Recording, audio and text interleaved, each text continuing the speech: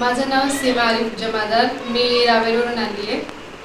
तुम्हाला काय त्रास होता? मला मान आणि गुडघ्यांचा एक माझा लेफ्ट गुडघा होता, तो अटकत होता, तर त्याच्यासाठी मी आले होते।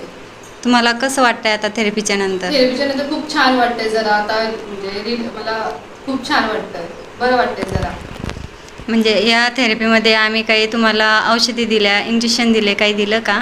नाही, तसं काहीच नाही दिलं, पण फक्त तुमच्या थेरपीनेच तितकं बरं वाटतंय। आणि आपण किती थेरपी दिल्या?